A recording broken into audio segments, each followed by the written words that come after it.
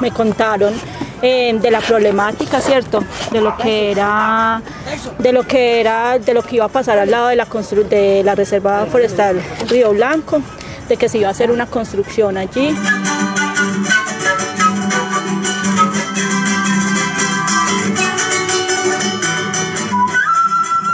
En el sector del Sinaí había una montaña pues que siempre tenía una cobertura vegetal muy grande, y yo preguntaba qué había allá, que yo quería conocer eso, y mis padres me decían que allá había un lago, ¿cierto? Y que en ese lago se había perdido un caballo, y que ese caballo se había ido al lago y que nunca lo habían encontrado.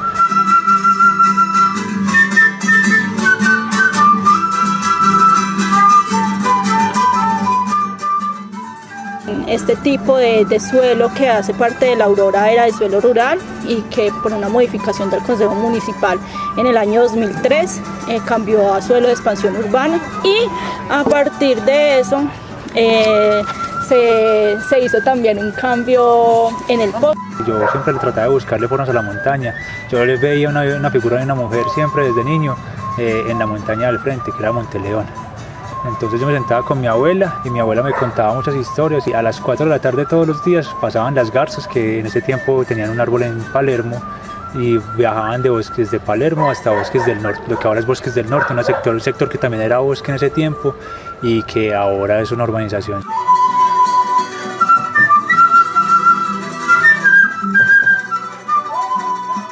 El municipio y las otras entidades municipales a ver la necesidad, ¿cierto?, de cómo acomodar los planes y la planificación del territorio para que se pudiera hacer esa urbanización, con el pretexto de que en Manizales pues el déficit de vivienda era muy alto, de que la demografía también iba a ser muy alta, no había hacia dónde construir, entonces que era una posibilidad. Creo que es inconveniente por continuar presionando nuestros débiles ecosistemas al norte de la ciudad. Incluso el debate de construir vivienda de interés social no es óbice para comprometer los ecosistemas. O sea, hay jerarquías en el ordenamiento del territorio, y primero está los ecosistemas como elemento estratégico, el agua. Obviamente no es una justificación, pues, digamos, que esté por encima de la vida, y no solo de la vida humana, sino de la vida de todas las especies que hay allí, animales, de vegetales, gran variedad de reptiles, de aves, de mamíferos, el agua también, y que había sido comprada por CFC Constructores con el fin de hacer una urbanización en este predio, contiguo pues a la Reserva Forestal Protectora. En ese momento nos empezamos a reunir como personas como inquietas, porque no podíamos como creer que realmente al lado de una reserva pudiera existir la posibilidad de que se hiciera urbanización de este tipo. Mi nombre es Daniel Cuesta, soy estudiante de Sociología en la Universidad de Caldas. Empecé a ser parte del proceso de defensa de Río Blanco, porque pues a nivel personal digamos que me interesó la problemática. La cartografía social pues nació como un proceso para identificar cuáles eran las actividades a la comunidad aledaña a la reserva y cómo estas iban a ver afectadas por el desarrollo del Plan Parcial La Aurora. Me llamó mucho la atención una circunstancia que congregó a la comunidad, y fue una cartografía social que yo no sabía qué era, pero me decían que era sobre la reserva, y yo no sabía qué era la reserva. Yo, hasta esas alturas, hasta el 2014, 2015, yo no sabía qué era la Reserva Río Blanco, y que yo había estado caminando por la periferia de esa reserva. Digamos que las relaciones que encontramos que se desarrollan en torno a la reserva pues son de suma importancia para entender cuál es el tejido social que se construye en los barrios aledaños. Pues porque la gente en últimas está reconociendo que al interior de la Reserva Río Blanco existe primero una gran biodiversidad, ¿sí?, que en últimas ofrece unos servicios ambientales a la ciudad. El tema de que sea 35% del agua el que le aporta esta reserva a la ciudad, pues es un argumento, digamos, muy importante para hablar de por qué no se debe construir una urbanización en esta zona, ¿no? El tema de que los bosques altoandinos sean, digamos, lo dicen algunos profesionales, mucho más biodiversos que la Amazonía, pues es otro argumento muy importante para pensar por qué no construir allí. Sí. En todo este caminar me encontré con un grupo, un movimiento Comandai que se había puesto a la tarea de defender un área, ¿cierto? Una reserva forestal nacional de mucha importancia para la ciudad porque aportaba mucha agua, porque tiene una biodiversidad muy grande, muy representativa, inclusive a nivel mundial. También queda en riesgo en el mediano plazo la fuente del 35% del agua que consumen los habitantes de Manizales ante las presiones urbanizadoras. Esto sin extendernos en la carga de aguas hervidas que se vertirá por el alcantarillado construido hace varias décadas y para exigencias mucho menores, la cual producirá nuevos perjuicios. Con proyectos como este, prosigue la errada política de expandir la ciudad no en función de las necesidades de los habitantes, sino de favorecer la especulación con el suelo rural cuando es declarado urbano, maniobra legal mediante la cual unos cuantos negociantes se apropian del mayor valor que súbitamente adquieren los precios y se benefician de las obras viales y de conexión de los servicios públicos de las nuevas urbanizaciones. Comencé a buscar y encontré un camino que se llamaba el Camino al Alto del Guamo, que se entra por Bosques del Norte, y comencé a subir y claro, eso era una carretera. Yo nunca me imaginé que ese bosque tan bonito tenía una carretera y que esa carretera era muy amplia, ¿cierto? Que hasta allá entraban volquetas y a medida que entraba veía que eso no era un bosque, en realidad era un cultivo de pinos gigante. Convirtámonos en una sola voz contra el deterioro ambiental, contra la amenaza del agua potable.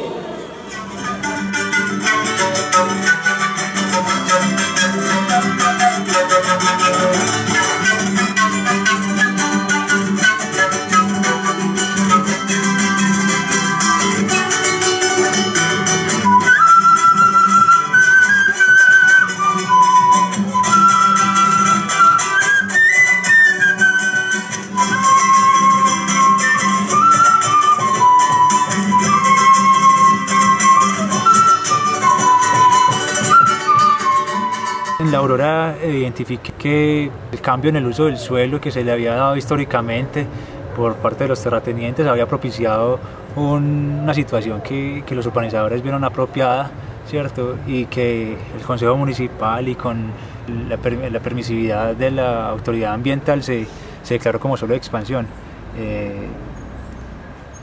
Después de 10 años de estar ese suelo declarado como suelo de expansión, una urbanización planteó su desarrollo a escasos 150 metros de la reserva.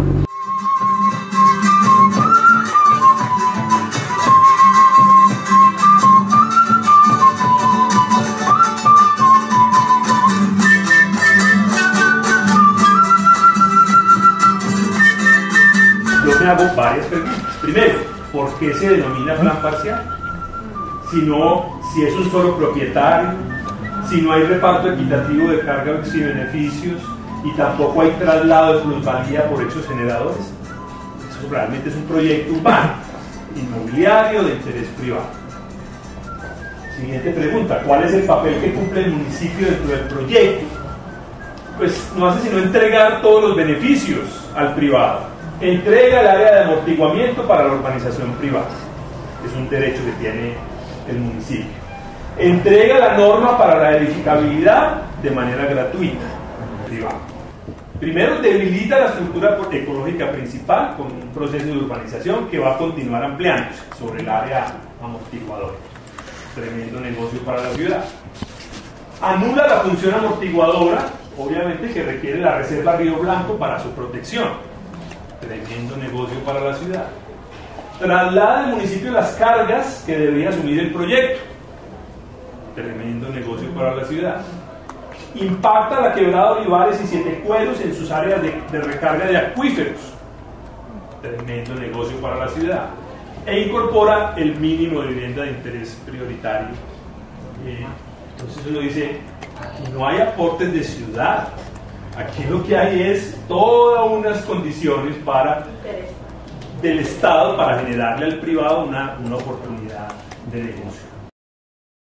Involucra, eso sí, a 10 predios privados y 2 públicos, pero no los involucra dentro del proyecto como socios, sino que dice dentro del documento, yo como dueño voy a comprar estos predios porque los necesito, porque son los requeridos, digamos, para hacer la vía de acceso al proyecto. Y si los privados no me los venden, entonces yo le digo al municipio que por favor me los expropie. O sea, es un plan parcial que no es un plan parcial en términos técnicos, sobre todo en función del proceso de asociatividad para el desarrollo, para el ejercicio de cargas y beneficios.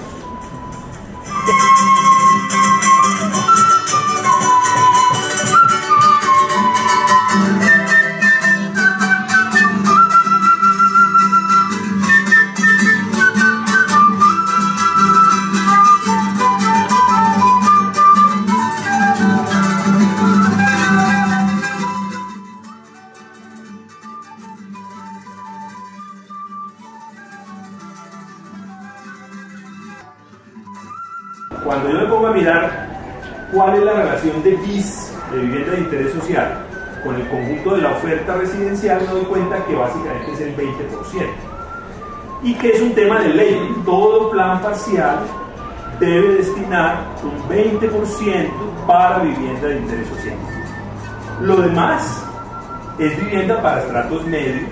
Entonces también, digamos, aquí se cae de su peso el hecho de que es que allá vamos a resolver buena parte de la oferta de vivienda de interés social de la ciudad, creando 2.500 unidades. No, el 20% de esas 2.500 será para destinarlo a vivienda de interés social. Lo demás es para ofertarlo al mercado inmobiliario de los estratos medios.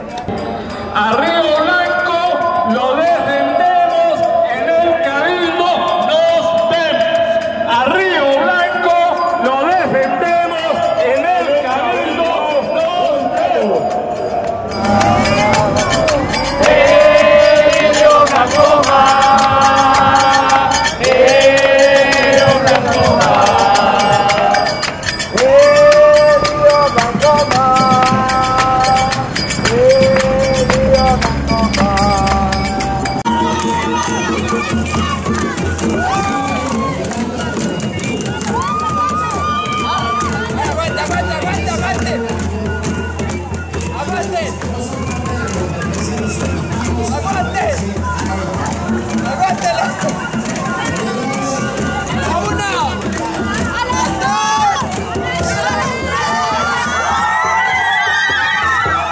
Me he dado cuenta que hay un problema, digamos, contemporáneo, que es el problema de la distancia que tenemos con la participación política.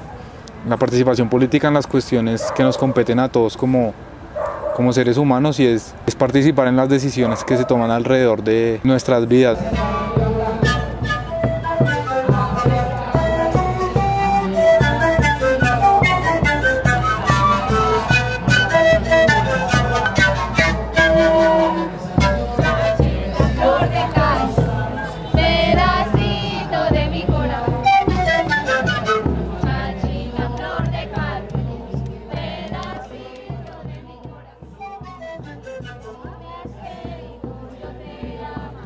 Por eso pues creo que es un deber y es una acción de todos defender la reserva de Río Blanco, ir en pro de que esa zona sea otra vez de suelo rural.